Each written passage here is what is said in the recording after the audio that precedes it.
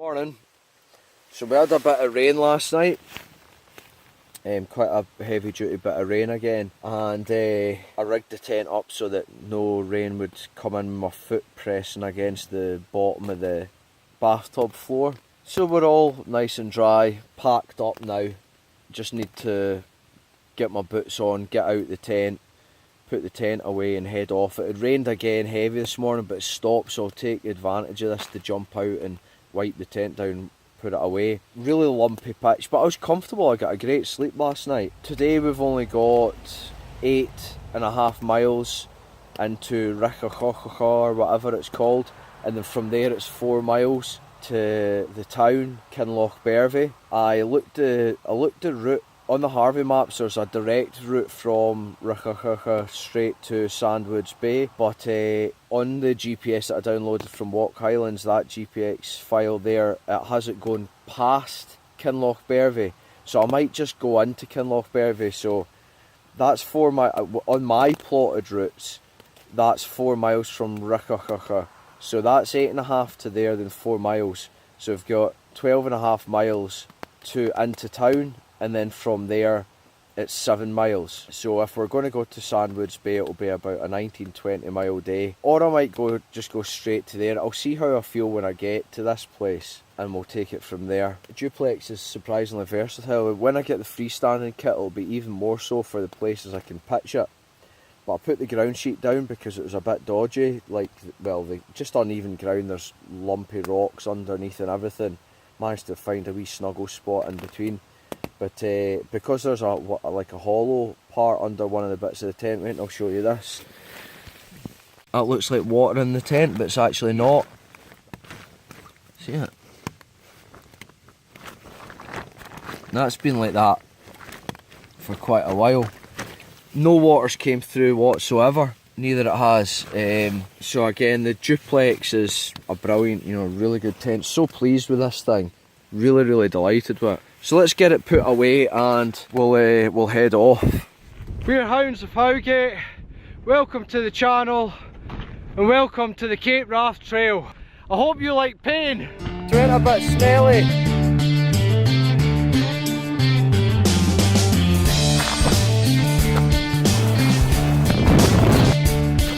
This is ripping my nut. So we were camped just around that corner there.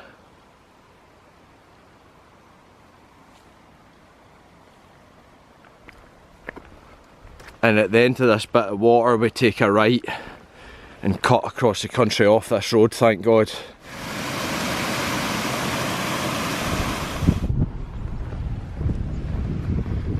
This place is where we are cutting off over. Cool, check it out. So just before the lodge you come across this white box, you take a right there, and that brings you down here around the place, and this is where we're going.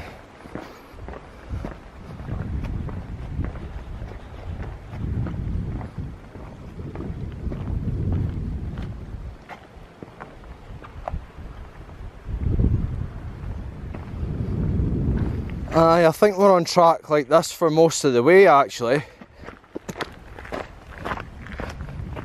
So you ascend a wee bit and you can see the road goes round and up there. Sun's out and everything for us today, so that's nice of it, especially if it was raining. If it's going to rain, it seems to have been the heaviest downpours I've been during the night actually, so thanks for that weather. Often when I've got up in the morning it's stopped raining, so that's really good.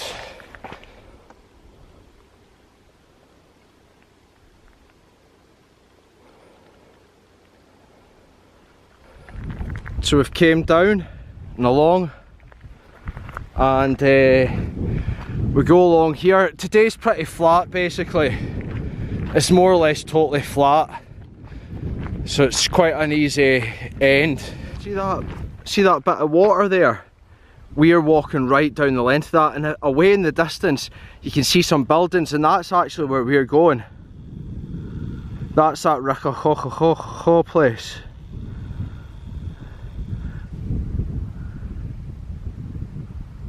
There. we've came up there and it continues away up here the road, so we need to do a bit of off-road over to meet up with that bit of water. Then there's a rough track along the edge of that, I think. Are we off-roading it, Moss? Are you taking the high ground, aye? Oh, action! Action! Yeah! So this is the path you pick up on the other side of the loch. It is a path, quite a rough path, boggy and really flooded in a lot of places. I was hoping for a dry boot day, well, not soaking boot. I've not had a dry boot day yet, apart from the first one. Go and get it.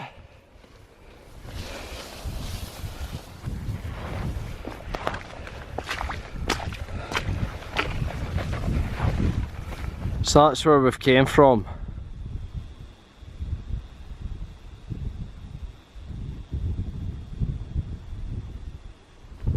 And we are still a fair bit away actually. Aye, this path is a total slog and just unavoidably boggy. If you were trying to avoid it much, you'd basically be making your own way through the heather, and we all know how tiring that is. Still like 2.5 miles to go. The other way will be a lot quicker. I'd advise you to go the other way and actually go into the town rather than trying to avoid it like I've done by coming this way. It'll be easier going and hopefully your feet won't get soaked. And here we've got a big river crossing as well, so your feet are definitely getting soaked this way. Aye. It actually looks quite deep even down here.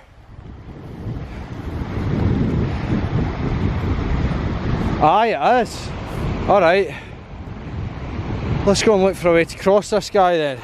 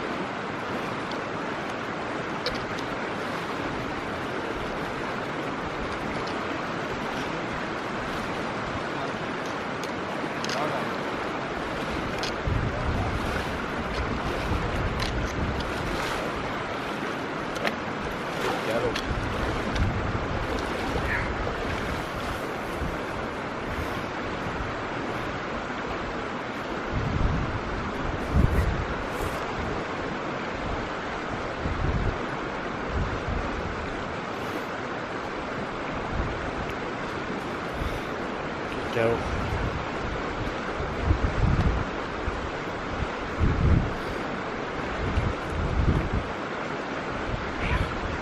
Good, good.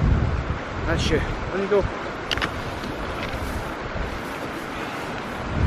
We're just in a downpour there. I managed to get my rain jacket on in time, get the pack cover on, but poor Mossy got it. Didn't you? You get soaked. Of course the sun's out now.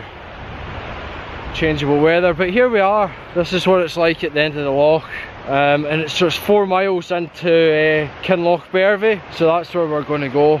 I think, aye, we're definitely going to go there. I'm wanting to just go and get something more substantial to eat than what I've been eating for the past however many days. Maybe get some juice, and then either, I don't know whether we hike to Sandwood Bay or what. I've not really decided that far as yet. When we get to Kinlochbervie and I've had something to eat, we'll decide then. So that's us got 4 miles of this road walking to do into Kinlochbervie. It's actually quite a busy wee road, but it's wide enough and they've got a verge, so it's not horrendous. You just have to listen out for traffic and pull over. You wouldn't have to if it's just you. Moss, not too far. You wouldn't have to if it's just you with yourself or a group of yous, but me with the dog. She walks to the side of me, so I have to be a bit more mindful. Aye, so we came out there. And we're on the road to Kinlochbervie. Hopefully there's I know there's a shop there, so we'll be able to get juice and such, and other bits and bobs. But hopefully there's somewhere I can get something hot to eat. Fish and chips and a burger, a bar meal or something like that would go down a treat. And then ideally we would take a doner from Kinlochbervie to to Sandwood Bay this evening. And if we've already had dinner, then we can take it easy into the evening. The weather's quite changeable now, right enough. But we'll see how we get on. We've still got like 3.5 miles to go to Kinlochbervie. We can take it from there. You can see where we've came along and up. And there's the open sea there. So the landscape's changing from what we've been used to for a while. Quite a while actually. Kinlochbervie, here we are.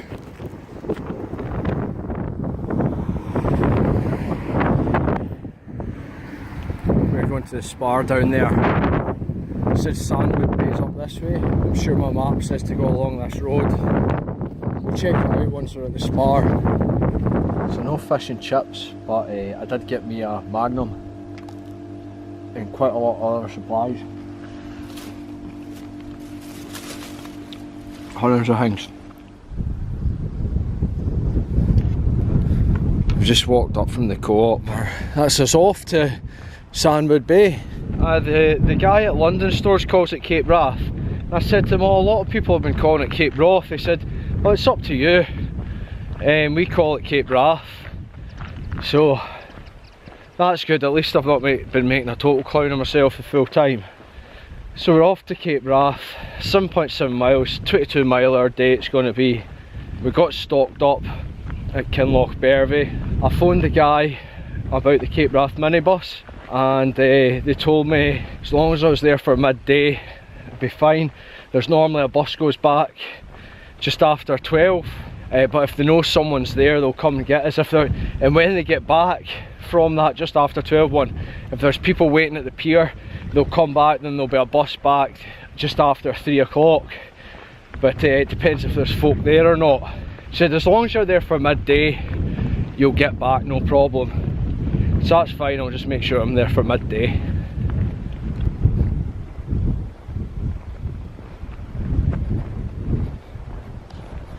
I just had some package sandwiches from the Spar in Kinlochbervie.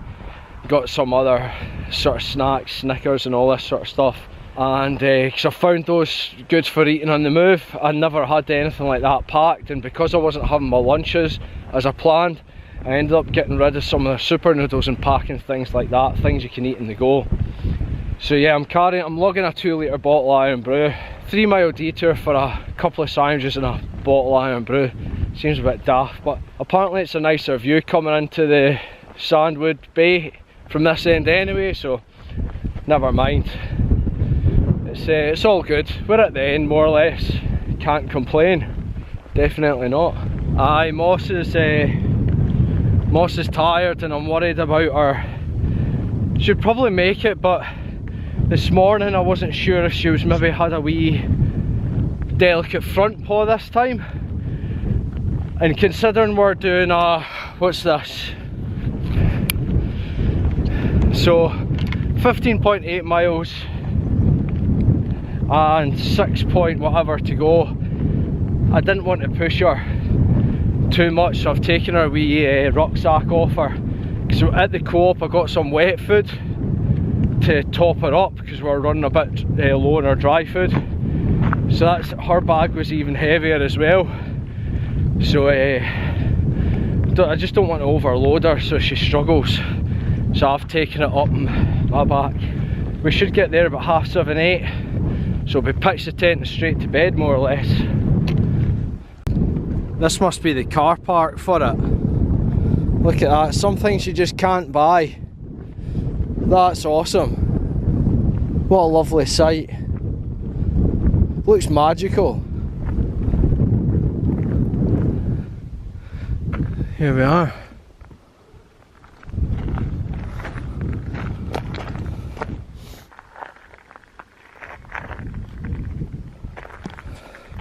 I can actually see the lighthouse. See the rainbow? But check it out.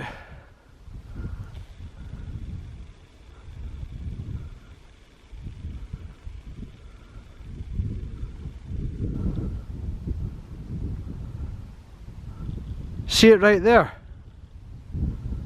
Wait a minute. Right there. That's about 10.5 miles away.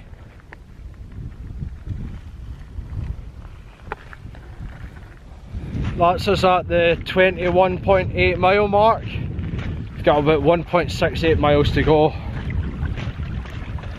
So not long now.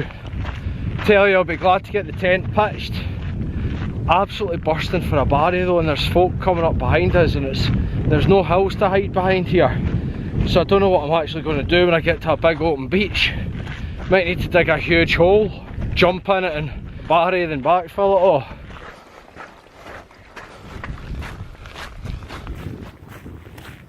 There we go.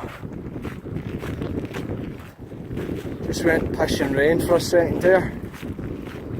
But here's us down at the beach. Normally for downpours I don't like getting the waterproofs on, but just before we're about to camp, it's not going to dry out. The stuff that gets wet won't dry out in the wind or anything. So I took the precaution almost as soon as we had the stuff on it stopped, so it's kind of pointless, but you can never tell, because it's the time you go, oh, I'll just weather it. You know, you get soaked to the bone and you're like, I should have bothered putting the stuff on. So we've came down from there. The beach is just over there. We're a wee bit sheltered with these dunes, and we've hut it off because we've got this bit here. Look how flat that is. Short crop grass. These people who have this,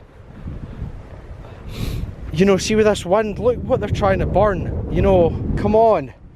And it means now that that's a waste of space. You can't, you know, that's taking up a place where you could have pitched a tent. Same with here. It's just wrecking the place. What sort of fire are you going to have here anyway on a windy beach? A crap one. Just got the tent pitched in the nick of time. Map Timeus. Okay, today we've done 22.13 miles. Bit of a longer day mile wise. So where did we come from and where are we now?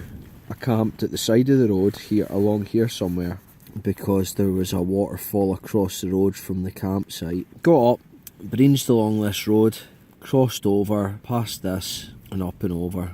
This is all easy going on a 4x4 track. It comes up, and it as it was going up, you know, you don't want to be just following it and forgetting to turn off. Look where it takes you away up here. You basically just come to a point where you see this loch here, and you come to your own point and you just start cutting off. Now I actually, when I was coming along here, I could see a track. People must eventually at some point pick up, you know, the features and start. It must be instinctual to head a certain way, pick your way around a certain way. So I could see like flattened grass and where people had been before, and I knew it wasn't animals because I seen a slid boot print on the track. You come to here, all along here for a good long way is quite a nightmare. It's not a track as such, it's more like, I don't know what, if someone's put something down on the side to kill off the heather, but it's all like slid down into it's really narrow, it's right at the loch edge, it's on a slope often, it's boggy, there's no fast going along here, it's just a pain. You're trying to crack on because it's your second last day and it's a pain in the bum. Eventually you come to a point somewhere here, but once you get to about here the track gets better, probably here, the track gets better and you're away down and you come out here. There's toilets and that next to the police station. It looks like they're going to try and close the toilets because there's a sign up, save our toilets. And then you've got to walk along this road all the way into Kinlochbervie. I went into the London stores. You could cut off up here, but I wanted to go to Kinlochbervie because I was thinking I was going to get fish and chips. No chance. There was a cafe there, but it was closed, so I ended up going to the Spar. There's the London stores. I went in, I got a couple of things from there, crisps and some butteries, and I spoke to the guy for quite a wee while. He's quite a character, it's worth going in. It's jam-packed full of stuff as well, the stores. So I came down, and this is where the Spar is. Came back up and headed along here. Here being along here.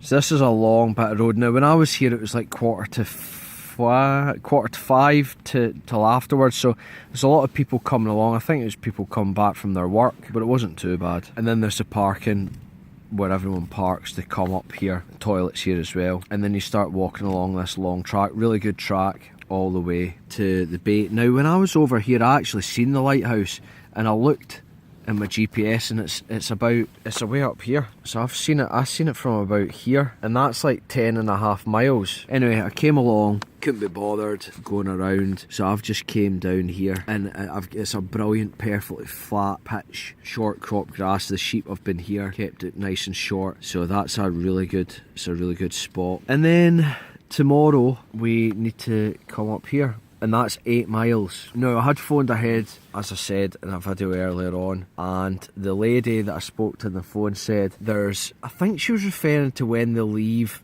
to come up here, so there's one the back of 9, and then I think there's one the back of 12, and then there's one the back of 3. So the one the back of 9, I don't know when that would go back, but she said, you know, if you're there for the afternoon, as long as you're there for 2 o'clock, you should be fine. And so I said, right, well, I'll aim to be there for 12 midday. Even if you miss the one at 2 o'clock, if someone knows that you're there, they'll still come back to get you. So I think they're quite good with the walkers.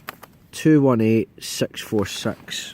Yeah, it's just right at the edge of these, basically just about there. It's ideal. Quite windy coming along here. I did actually think about camping up behind some of these. See this rise here? There's some old, the old buildings there. I did think about camping behind there, just to get out the wind. So that's it, basically. I did think it was going to be I just read the guidebook there about the route tomorrow, and it says like it's like boggy and crap the whole way, basically. I thought it was going to be an easier day, but it might actually not be. Rough, boggy, trackless ground all the way. The last stage of your journey to Cape Wrath can feel like one of the hardest. Beyond Sandwood Bay, it's a slog across beautiful but bleak, peat-dark, rolling moors, with the North Atlantic often throwing its worst at you. It's tough going at times and completely trackless, but the remoteness is intoxicating.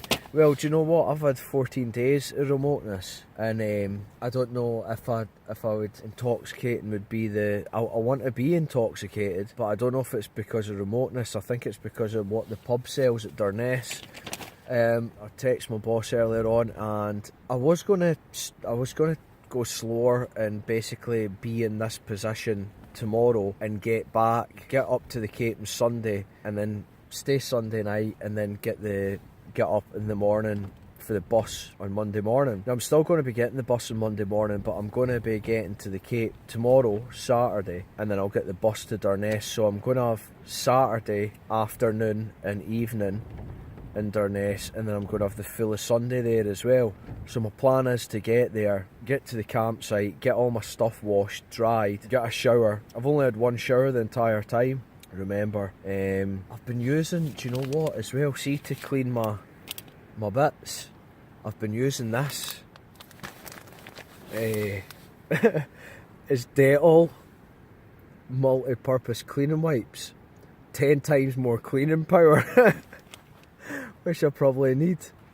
Trap lift technology, but I think Dettol wipes for like kitchen surfaces are a bit harsh for your skin, because it's feeling a bit no right. Some bits, but just the damp clothes the whole time as well, and like, you know, like the pair of pants I had on for the first couple of days, the stitching at the arse crack was giving me chafing about there, so I've not worn them again. They're at the bottom of my bag, and I didn't get the arse chafing, but I was starting to, like, because they're like Y fronts, I'm starting, you know, like where they go across the inside of the leg, because what I'm washing them every day. I've got 2 pairs. I'll wear a pair, I'll wash a pair just with like the stream safe soap, and I'll hang them in my bag to wind dry. So then when I get into camp at night, I put on the clean pair, sleep in them, then wear them the next day, and in the morning I'll wash the pair from yesterday. So I've been trying to keep them clean, but it's, you know, washing yourself with, or wiping yourself with harsh chemicals, and probably like wearing damp clothes all day, a lot of friction, probably a lot of heat, and maybe, you know, not having the fabric softeners and all this, plus walking 240 miles, you know, is going to maybe give you some skin irritation. Certainly the whole damp conditions hasn't helped, but you know, I'm relatively unscathed, really, considering. Just a wee, you know, my feet have been affected with the wetness, so I've been getting rubbing there. No blisters. Well, no, I got a couple of blisters, but they sort of came and went, really. That was right at the very start. They filled with liquid and they changed. They went sort of weird. I've not really seen that before. Anyway, I'm pure rambling on about stuff. So I'm gonna get all my clothes, because I'm stinking. There's something smelling, clothes-wise or body-wise, and I don't know what it is, because it ain't my banjo string or my butt crack or my Ross Killis, because they're all getting wiped. So it's just like, you smell, it's like not cool.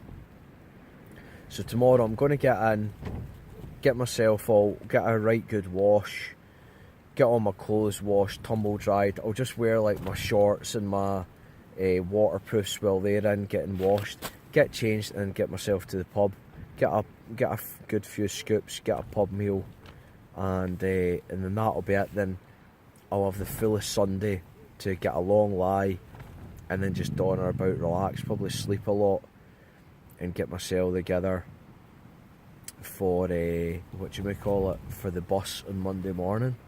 And then that takes you to Lairg, and then you're right on the train to Inverness. I'll need to book a train as well, actually. But yeah, that's my plan. I don't feel tired at all. It's 9:15. I just ate. I had like a couple of pieces from the Spar and some chicken things, so I had my dinner there. So I just ate some Kit Kats and some crisps there. Well, I don't feel tired yet. It's cold though. See, with that wind from the beach, it's bloody cold. And maybe if it's windy, I really would genuinely consider maybe up the hill behind that ruined building, just something to act as a windbreak. So yeah, I'm going to try and get the head down though and get an early start, because I want to be there at 12. Now it does say it's 8 miles if I'm gonna go slow, because like on the sat nav as well, you know, my moving average today was 2.9 miles an hour, but my overall average was 2 miles an hour. So that's moving time 7.5 hours, 7 hours 38 minutes, stop time 3 hours 12 minutes. Now, alright, I stopped to filter water, I've stopped to like put on or take off waterproofs, I've stopped to give Moss food, but you know, it's like I stopped at the co-op, stop time 3 hours 12 minutes. I mean, I've certainly not stopped for it. I've been doing stuff, so it doesn't really feel like I've stopped at all. But obviously all those little stop to check the map or stop to take a picture, obviously all adds up. But that generally what I find is, on a long day, 22.5 miles, that moving time plus stop time adds up to 2 miles an hour average. So I generally go with that 2 miles an hour to play it safe. So if it's 8 miles and it's 2 miles an hour, it's going to take me 4 hours. If I'm wanting to be there at 12 o'clock, you know, I'm going to need to be up, because it's taking me about an hour and a half to get away. So I'll need to be leaving at 8, so I would have to be up at least 6:30. My alarm normally goes off at 6, but I think I might try and get up a bit earlier just to play it on the safe side. Because the cafe's there, I can go in, I can have tea, I'll want to donner about, take pictures when I'm at the Cape. So, you know, ideally I'd be there sharp, you know, but I'm blethering because probably ate too many Kit Kats, to be honest with you, and the caffeine from this Iron Brew. Anyway, see you in the morning.